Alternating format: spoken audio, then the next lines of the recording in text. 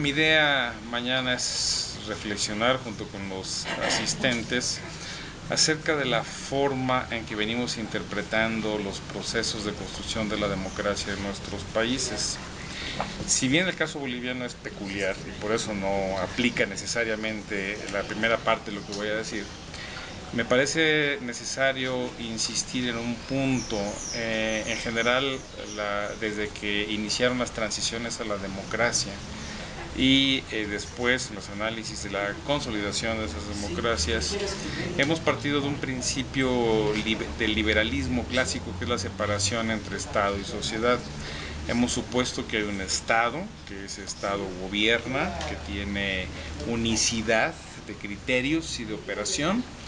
y hay una sociedad que reacciona, responde y a través de su voto otorga legitimidad a esos gobiernos.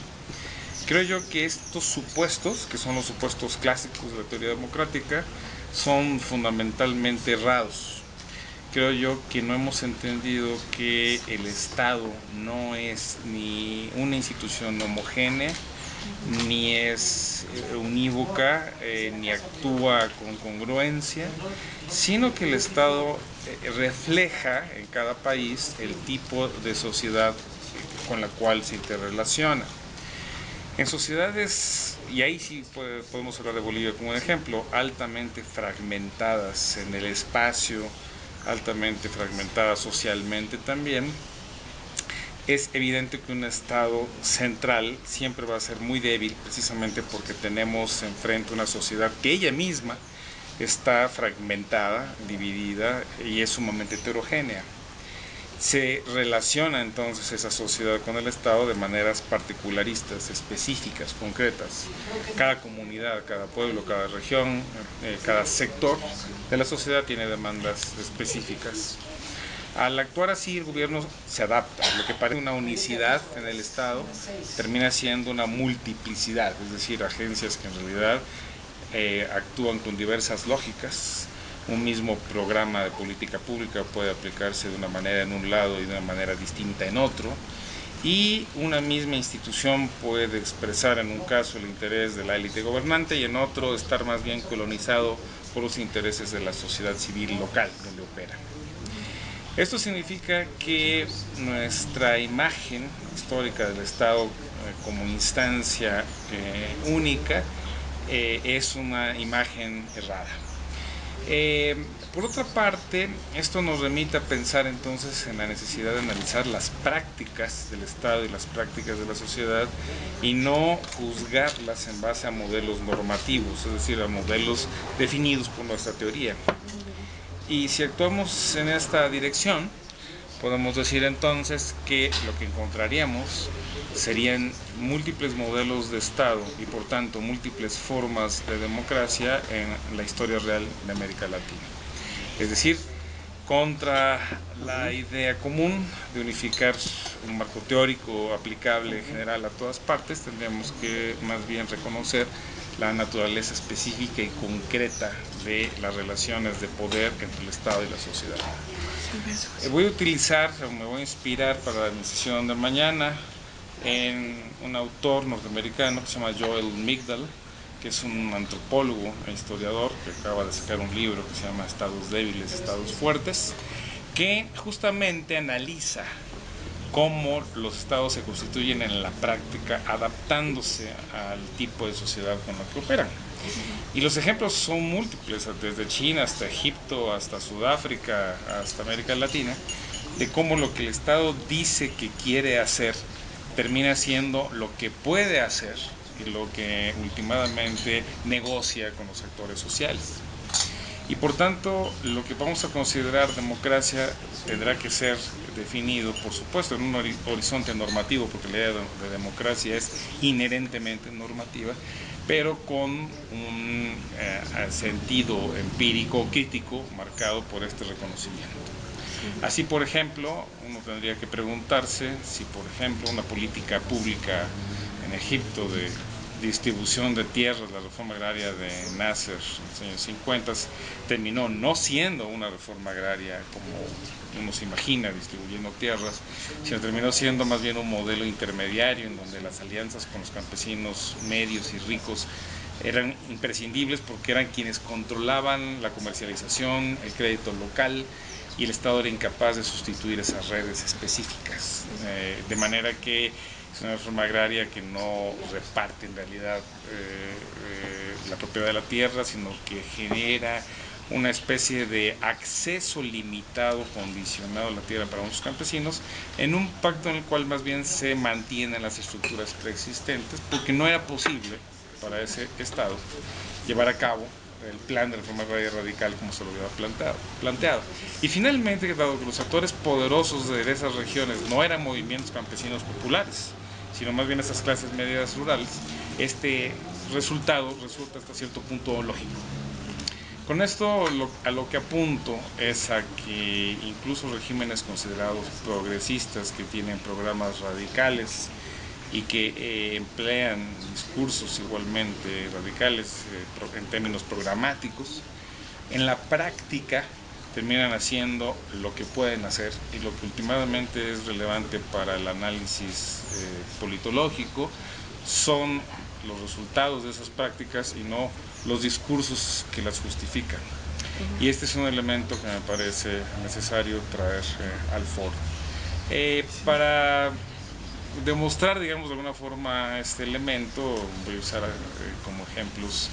el caso de México, porque la democratización electoral no toca la naturaleza del régimen, en otras palabras,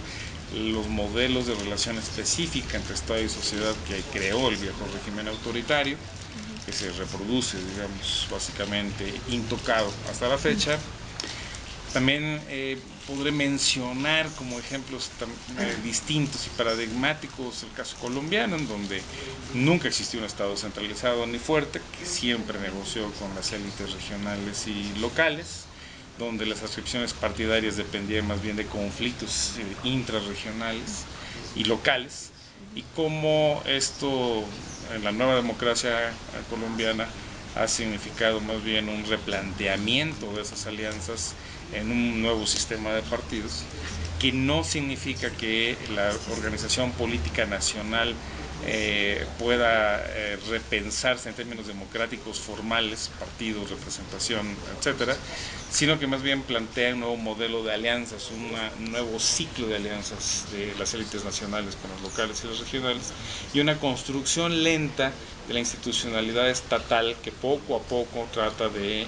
avanzar, digamos, en sus implantaciones regionales y locales. Esto es importante decirlo, insisto, porque las imágenes, es decir, los conceptos con los que normalmente analizamos los procesos de construcción democrática no permiten hacer esta diferenciación. Son conceptos, como toda teoría, son homogeneizantes, generalizantes, y que ayudan a construir entonces una imagen que, lejos de permitirnos entender la complejidad de los procesos reales, nos conducen a confundirnos y a emitir opiniones poco fundadas. Ok, ¿y de qué forma este tipo de enfoque menos homogenizante, un poco más ductil para leer la diversidad, podría permitirnos abordar la relación de una sociedad fragmentada, de la democracia intercultural y de la construcción del Estado plurinacional, con todo eso, con todo el reto que se implica? Bueno, yo espero que sean más bien acá mis colegas bolivianos que nos ayuden a pensarlo eso colectivamente, pero yo les diría que lo que esto nos confronta es a un hecho inédito, realmente nuevo desde mi punto de vista, que es justamente el ascenso al poder del Estado central, de las élites dirigentes de ciertos movimientos sociales que anteriormente no habían tenido presencia y control directo del Estado central, es decir, la vieja autorrepresentación que se mantenía como un mecanismo de resistencia frente a un Estado central ajeno, ahora se convierte en un mecanismo de gobierno e introduce nuevos retos y nuevas confusiones. Es decir, una vez que quien gobierna es un movimiento, representante es un movimiento de organizaciones sociales dispersas en territorio, numerosas y heterogéneas, es muy complicado establecer una política estatal directamente coherente, ¿no? Es decir, las políticas públicas, por más que se definan en un cierto sentido, en un sentido abstracto y general, como se supone son las políticas públicas de un gobierno, indudablemente que serán acotadas, adaptadas, establecidas en base a las múltiples alianzas específicas concretas con actores y regiones que constituyen el fundamento de este gobierno. Eso hará entonces que la actuación como gobierno central reproduzca de alguna forma paradójicamente esta fragmentación que tenía el Estado previo, y la eficacia entonces de la acción estatal se vea también reducida, tan reducida en parte como pudo haberlo experimentado el Estado históricamente en Bolivia. Y no solo eso, sino que teníamos que pensar, ¿no? Pensar si esta fragmentación expresa un nuevo modelo de relación entre Estado y sociedad que en ciertos aspectos pudiera ser considerado democrático, en el sentido de que hay una intervención más directa de los distintos sujetos sociales en la práctica gubernamental. Pero al mismo tiempo que puede ser considerado democrático, puede ser considerado también una recreación de un corporativismo más descentralizado, en la medida que las organizaciones específicas busquen proteger más bien sus territorios e intereses como organizaciones, en vez del bienestar más general, porque a pesar de la densidad de la organización social y civil en Bolivia, no deja de haber muchos bolivianos que no están organizados o representados en estas organizaciones. ¿Cómo manejar o cómo establecer el equilibrio entre el interés general de la sociedad y el interés particular de esta densa red de organizaciones? Es un reto gigantesco que tendrá que ser analizado, creo, caso a caso,